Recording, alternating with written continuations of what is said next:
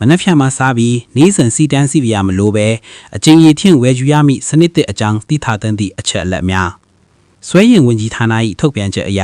2026ခုနှစ်မတ်လ28ရက်နေ့မှာစတင်က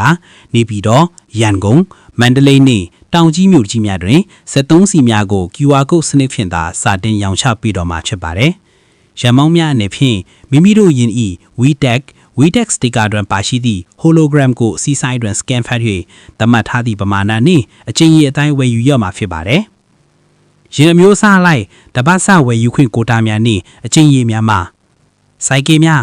တပတ်လျင်စုစုပေါင်း8လီတာကိုအများဆုံး2ကြိမ်ခွဲ၍ဝယ်ယူနိုင်ပါတယ်။သုံးပြီးရင်များတပတ်လျင်စုစုပေါင်း25လီတာကိုအများဆုံး3ကြိမ်ခွဲ၍ဝယ်ယူနိုင်ပါတယ်။အိမ်စီးကားများစလုံး station wagon jeep တို့အင်ဂျင်ပါဝါ 2000cc အောက်ဆိုလျင်တပတ်35လီတာ 2000cc အထက်ဆိုလျင်40မှ45လီတာအထိကိုအများဆုံး2ကြိမ်ခွဲ၍ဝယ်ယူနိုင်ပါတယ်။အငှားယာဉ်များတက္ကစီတို့အင်ဂျင်ပါဝါအလိုက်တပတ်လျင်90လီတာမှ110လီတာအထိကိုအများဆုံး3ကြိမ်ခွဲ၍ဝယ်ယူနိုင်ပါတယ်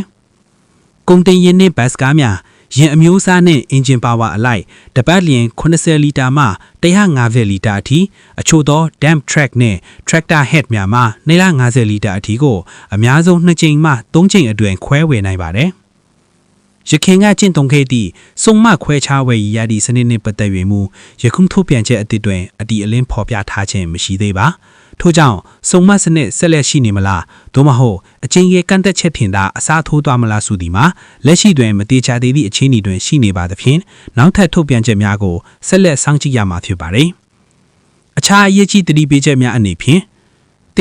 တတ်မှတ်ထားသောတပတ်စကိုတာကိုထိုအပတ်အတွင်းသာဝယ်ယူရမှာဖြစ်ပြီးနောက်အပတ်သို့လွှဲပြောင်းပြီးမရနိုင်ပါ။ gas CNG ဗားများသည် gas ဆိုင်များတွင်သာဝယ်ယူခွင့်ရှိမည်ဖြစ်ပြီးစီးဆိုင်များတွင် scan ဖတ်ပါကဝယ်ယူခွင့်ရှိမည်မဟုတ်ပါဘူး။လူမှုကူညီရေးနှင့်နေပိုင်ရန်များအသွင်မူကိုတာကန့်သက်ချက်မရှိဘဲလိုအပ်သလောက်စီးစစ်ရောင်းချပေးသွားမှာဖြစ်ပါတယ်